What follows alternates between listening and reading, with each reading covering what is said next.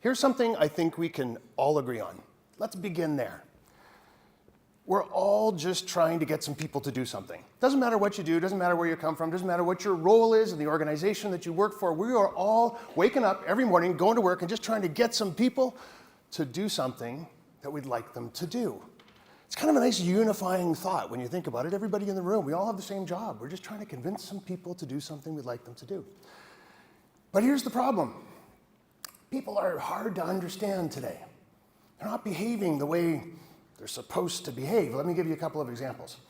I don't know about you, but when I was young, retired people, they sat in a chair, played with their photo albums, called their grandkids. And what are they doing today? They're jumping out of airplanes. They're climbing Mount Kilimanjaro. They're having the time of their lives. They're not behaving the way old people are supposed to behave. Let's go to the other end of the spectrum. Let's look at Gen Z. What's Gen Z doing today? They've discovered vinyl. They're listening to Led Zeppelin. That's not what young people are supposed to do. $1 trillion industry in this planet is the spa industry. $1 trillion a year spent on spa services around the world, and 50% of their revenue is from men. Kind of not what we think about when we think about the spa industry. A bunch of guys going out and getting a mani-pedi and a little pampering and having a me day at the spa. And the long-haul trucking industry. The largest growth segment for the workforce in the long-haul trucking industry is women. That's where all the new truckers are coming from. It's not what men are supposed to do. It's not what women are supposed to do. It's not what young people are supposed to do. It's not what old people are supposed to be doing. What's going on? It's really, really difficult to understand who people are. If our job is to get people to do something we'd like them to do, the first thing we need to do is figure out how to understand who these people are. Our old tools, they're kind of failing us. Demographics don't really help us anymore. But if we put aside all those typical labels and forget about those for a while, and instead start thinking about what these folks are all about on the inside, what their values are, well, then it all starts to make sense. Because you know what? Good music isn't about how old you are. It's about whether or not it resonates with your values. The job you choose has nothing to do with your gender. It has to do with what resonates for you, what resonates with your values. Values are the key to understanding why people are doing the things they do. So if we are here, all of us, united around trying to get some people to do something we'd like them to do, the first thing we have to do is agree that the current system of understanding who people are is not really all that great. It's not helping us anymore. So what can we do instead? Well, I want to tell you a little story. It's called 3 Friends in an Alley at Midnight. So 3 friends are out having a few drinks, haven't seen each other for a very long time. And these 3 friends, they've maybe had 1 drink too many, maybe 2 drinks too many, maybe 3 drinks too many. And the smart one puts up a hand and says, you know what, we got to get out of here. We got that speaker we got to go listen to tomorrow morning. We want to make sure we're bright and fresh when we get into that theater because it's going to be dark and we have a risk we might fall asleep. So they leave the theater, they're walking down the street, they're having a good time, and the first thing that happens when you leave a theater, when you leave the bar with your friends, after having a few drinks, if you haven't seen them for a long time, is you're punching each other on the shoulder, you're telling old college jokes, you're having a really great time. And then suddenly these 3 friends turn a corner and there's a dark alley. And they have to decide, what are we going to do? So the first friend, the only thing we know about them is their primary value in life is adventure. It says, let's go down the dark alley. What a great way to end the evening. This is going to be amazing. We're a little bit drunk. I love you guys. Let's go. It's like it's been put here just for us. Second friend, the only thing we know for certain is their primary value in life is safety. Why would we do that? That sounds like the most ridiculous thing I've ever heard. Let's not go down the dark alley. Let's go back to the bar. We might have to turn on the lights. Who knows what might happen if we go down there?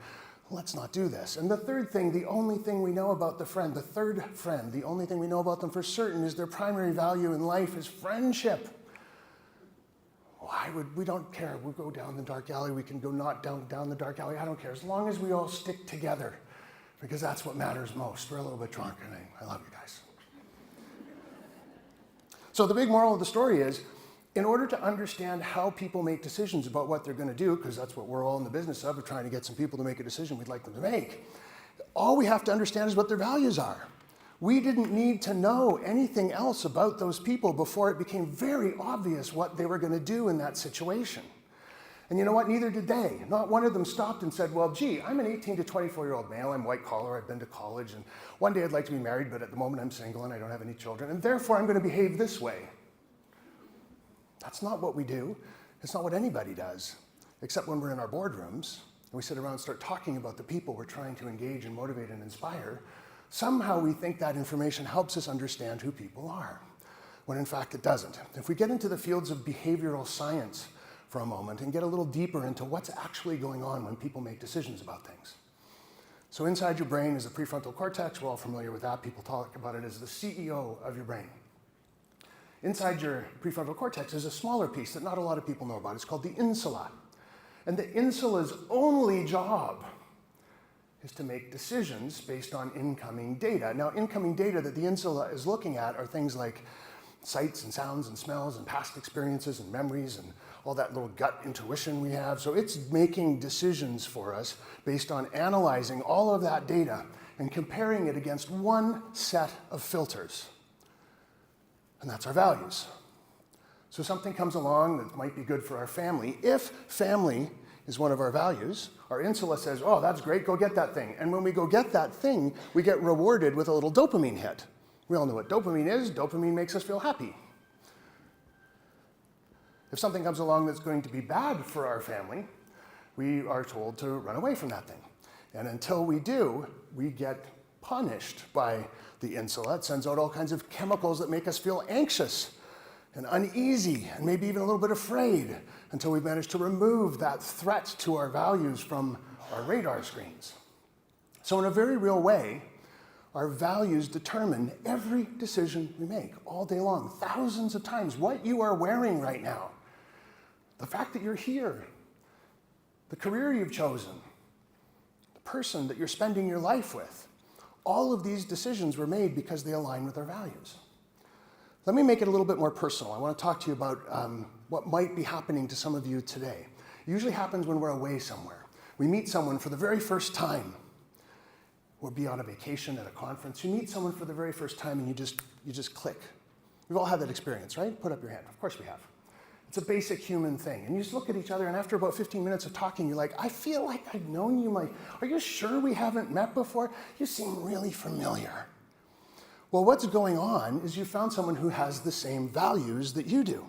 So something happens over on that side of the room over there. You both look at it. You're standing there at the reception last night holding your drink, and you see that thing happening over there. You can just glance at each other. You don't even have to talk, because your insulas are both nodding in agreement and going, yep, that's, yeah, I saw it, I'm with you. Now imagine if you could have fast friends like that at scale. If the people that you were trying to engage and motivate and inspire and influence to do the things you'd like them to do, if you knew them that well, then your job every day would just be coming to work and doing things for your friends. We can convince our friends to do all kinds of stuff. We can plan parties for our friends. We could put ad campaigns together for our friends. We could design tourism destinations for our friends. We know what's going to make them say yes. And if we understand the values of the people we're trying to engage and influence, that's what we can get to. We can get to fast friends at scale, being a new way to think about people instead of demographics, which really don't tell us very much at all. So quick commercial. This is what my company's done. We've gone and turned values into data. Because so far, values have been very poetic. We choose pretty words that we all kind of like and say, these are my values, and these are our company values. And we put them up on the wall behind the receptionist, and we get very proud about those. But now we have data. So we've done close to 1 million surveys around the world with a team of translators in 152 different languages. And we've measured and mapped with more accuracy than you need for a PhD the shared values of everyone in 180 different countries on the planet, of about 186, 187 countries. So we've built the world's first global inventory of shared human values, and now we can use that information to understand the shared values of a group of people that we're trying to engage and influence and motivate and get them to do the things we'd like them to do. We found 3 really, really cool big things that I want to quickly go over with you. The first one is just confirmation that demographics are not our friend. Around the world, if we look at people inside any one of those demographic cohorts that we're all familiar talking about, age, gender, income, marital status, number of kids, and say how similar are the people inside those groups? In other words, how targetable are they with the messages, the campaigns, the products, the services we're putting together? It's on average 10.5%. Baby boomers only resemble each other, let's round off, about 10%. Gen Z only resembles each other about 10%. People who earn $100,000 a year only resemble each other about 10%. So Gen Z men who earn $100,000 a year, you stack them together, that's like 3 groups of people that resemble each other about 10% of the time, and then we go and spend $1 million because we think we know who those people are, and there's a 90% built-in fail. That's why we get so excited when we see a 3% return on a direct marketing piece. Like, whoa, champagne corks. That's a 97% fail, and we get excited about it because we're using the wrong tools. Conversely, if we put people into groups based on their values, the similarity of the people, the cohesion within the cohort goes up to as much as 89%. So people with similar values think about everything in their lives in exactly the same way. They're 89% targetable instead of, on average, 10% targetable. You think about this in terms of a dollar bill. You're going to spend $1 talking to a group of people and you use demographic ideas about who they are. You got about a 10% ROI, best possible case. You talk to them based on what you know about their shared values, and you got an 89% potential ROI. It's an 89-cent dollar instead of a 10-cent dollar. I don't know about you, but I want to spend the 89-cent dollar. And all we got to do is think about people a little bit differently. The last thing I want to tell you about, the last third big thing we found from this giant database of the world's shared values is this. A very hopeful number. There's only 56 values. There's only 56 things that make us different from each other, all around this big, beautiful world of ours. At this moment in time when there's so much divisiveness and hatred and anxiety and stress, it's comforting, for me at least, to know that we're not all that different. Sure, people in different parts of the world with different kinds of attitudes and politics and jobs, they have slightly different set of values, but there's 88 keys on a piano keyboard. 56 values that map out the sum total of what's driving all of us all day to do everything is not that many. I find that to be a very comforting thought. And today, we're very lucky. We have organizations who are adopting this values-driven way of looking at the world. Organizations like PayPal and Google and Lululemon, the United Nations Foundation, the Environmental Defense Fund. These organizations are starting to use values to understand people. And word spreading through stories that have been written about the work we're doing in publications like Forbes and Harvard Business Review and Inc. magazine. But I have to tell you, my biggest source of joy is that value graphics are now in textbooks next to demographics being used on campuses all over the world. The next generation will never know a world where we only think about people based on surface level characteristics. They will grow up knowing that what's on the inside is more important, or at least as important, as the same way we've been looking at people for the last 1,000 years. What does that leave us with? I'm not saying demographics are entirely bad. We still need them as a way to put a fence around a group of people. There's still a certain demographic reality around a target audience that we're trying to convince to do something that we'd like them to do, and that's fine. But let's stop there. All it does is put a fence around a group of people and say, here's their age, gender, income, marital status. It doesn't tell us who they are, it just tells us what they are. So let's keep using them for the who part, but not the what part. Psychographics, the second way we tend to look at people. Psychographics are a record of how people have behaved and felt so far. What are their preferences, likes, dislikes, purchase behavior? Have they visited my country, my city, my destination in the past? All great to know, but it's all a glance in the rearview mirror. So it's not really helping us, because that's like driving the car, looking in the rearview mirror, and you can't see what's out the front of the car. We need to understand how to get people to do the thing we want them to do next, not the understanding the things that they did yesterday. So demographics are a description of a group of people, what they are, not who they are. Psychographics are a record of how they've behaved so far. And value graphics are the tool you can use to understand how to engage and influence and motivate them for what they do next. Okay, I pulled some data specifically for you that I want to share with you. about a couple of studies we did to get me ready for today. We looked at visitors who would like to come to Canada specifically for Indigenous tourism experiences. And we studied two of our largest inbound markets, Germany and California, so that we could look at these folks who are particularly interested in coming to Canada for Indigenous tourism experiences from these two places in the world and say, what are their values? What's driving them to make that decision? Because remember, their insulas are saying that's the thing we want to do. So there's something going on that they all have in common that are driving them to make this decision. And if we can detect that, it'll be very, very useful. Now what I've done after I show you the data is I've connected what we found around a couple of their values. I mean, I can stand here for hours and talk about all the in-depth information that we found, but I'm just trying to make a point here quickly. I'm connecting what I see as a particular Indigenous experience in Canada that they could have to their values. So we can say, wow, people with those values, this would be the thing to say in order to get them to come and do the things we'd like them to do. And of course, each of these is just one example, right? This is one simple way, couple values, one example. I don't want you to think this is the depth and breadth of what's possible once you understand the values of the people that you're trying to reach. Visitors from Germany, one value that they have, that they over-index on compared to everybody else, is the value of belonging. They want to feel like they fit in. They're going to find values alignment and get that dopamine hit wherever they feel like they fit in. They're also driven by the value of personal growth. Another one of the 56 values that could have shown up in their profile, but we got belonging, we got personal growth. Specifically, around personal growth, the definition for them is that they want to grow in any way that leads to more autonomy. The personal growth they're looking for is about remaining autonomous, in charge of their own lives and their own destinies.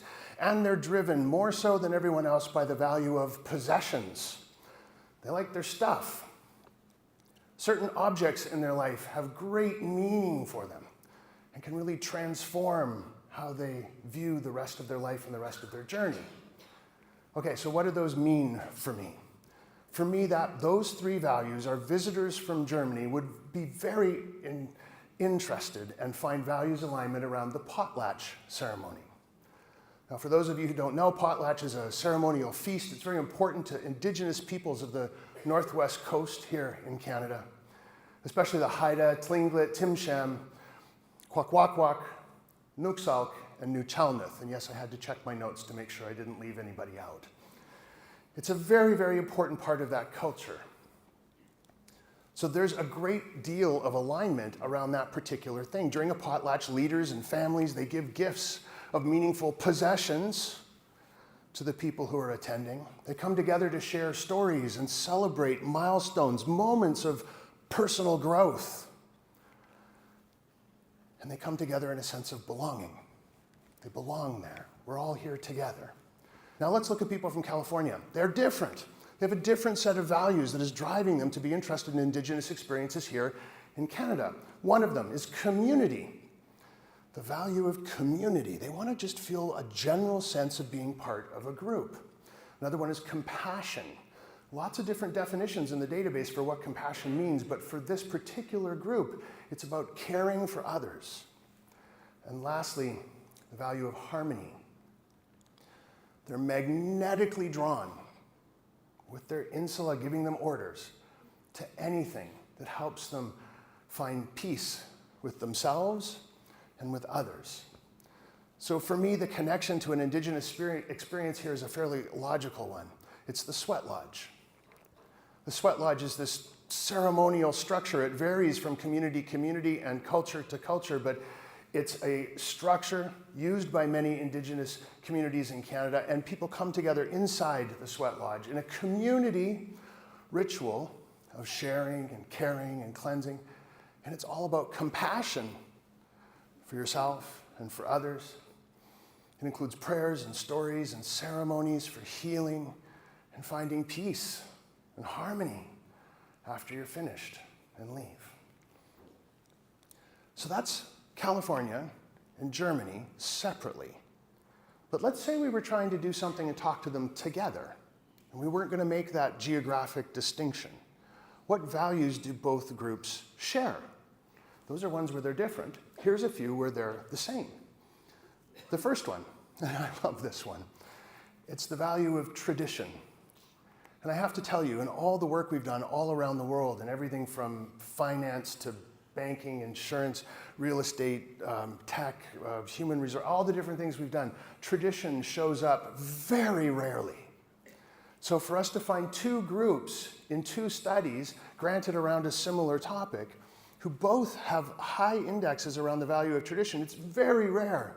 And the specific definition of tradition that drives these people, the alignment they're looking for, it all has to do with deep respect for those who came before. It's about the old ways. It's about the elders. It's about the ceremonies and the ancestors, which I couldn't find any more appropriate for what we're talking about today. They also share the value of positive environments. Now, this is an interesting value, one of the 56 values in the Value Graphics database. Positive environment people like to see the glass half full, not half empty. It's a nice, broad, general definition, but in this case, the specific flavor of positive definitions, positive environments, the specific definition they're looking for, has something to do, again, with well-being and peace. And then finally, the value of experiences. That's a lovely one for everyone in this industry who's in this room concerned about the topics you are here to talk about. They share, California, German tourists, visitors who want to come to Canada for Indigenous experiences, they share the value of experiences. In fact, it's so important to them that every single major decision they make in their life will be weighed against how it will impact their ability to go on and have the experiences that they want to have. They won't buy a car or a home or anything without going, oh, is that going to impact my vacation? Is that going to impact this other experience that I'd like to have? So it's a particular kind of experiences. So I think if we're trying to find an Indigenous experience for people from both sides, from California and Germany, what they will love here in Canada is the fire circle. Now around the fire, we've all sat around a campfire, but in Indigenous life, the fire is where stories are told, often stories of the ancestors, stories told by the elders, essential teachings and rituals take place. The fire circle is a very powerful experience, and so it hits the values for both our friends from California and Germany. It's a place of peace and well-being. We get our positive environment value aligned when we're there as well. Now, none of those recommendations around those particular pieces of data may be earth-shattering. It's not hard to see how the logic goes from a set of values that drives a particular group of people leads to some of these things that I know everyone in Canada who's in the tourism industry is already very focused on these three experiences. But what's different is the guesswork is gone now. We know which ones work for our German visitors, which ones work for our Californian visitors, and which ones are going to work in places where we're trying to talk to everybody all at the same time. The guesswork is removed. That's what's different here.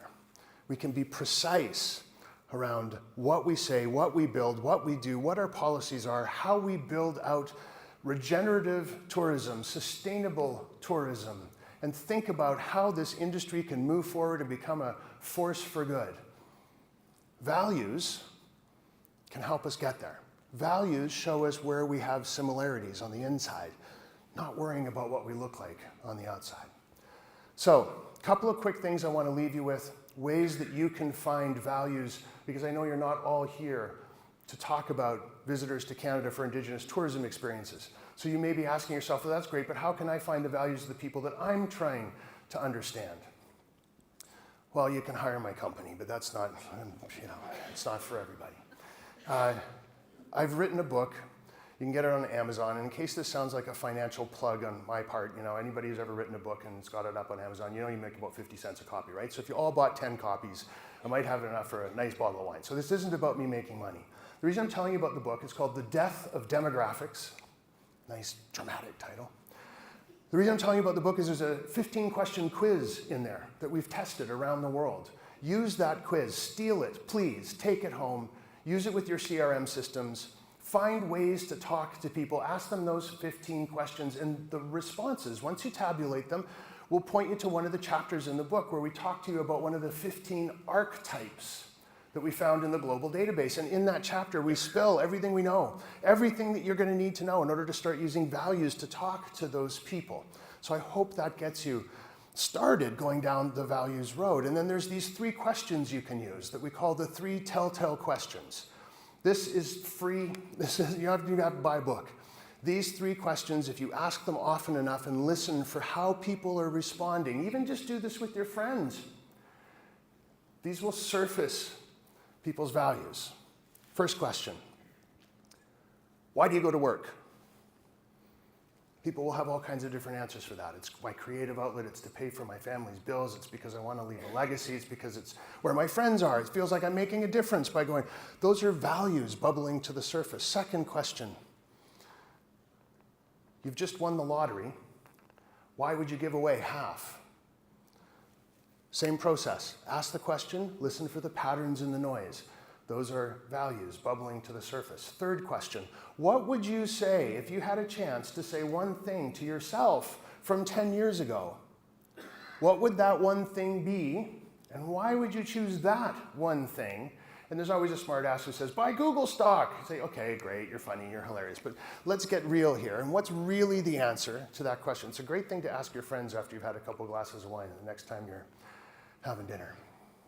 Now, if you're interested in any of these slides, any of the information I've provided, those 3 questions, all of that stuff, I've put together a little document, and I've got a URL for you that you can, it's a nice, easy one to remember. It's valuegraphics.online/Canada. I'm sure the organizers will put that on the site or somewhere so you can go and download all of this stuff. I'd like to start to wrap up by telling you something very personal.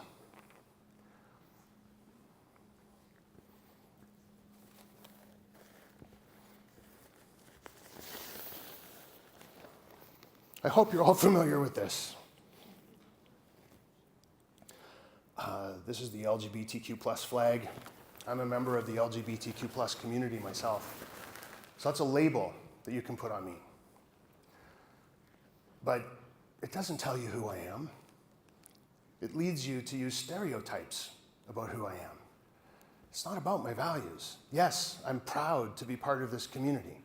But it's not going to help you market to me. It's not going to help you build products and services and brands and institutions and ideas that will appeal to me.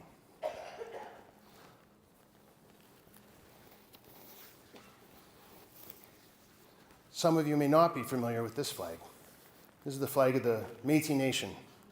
I'm also a part of this community. I'm an Indigenous citizen of Canada. My late grandfather, Pettigrew, survived the residential school system. I wouldn't be standing here today.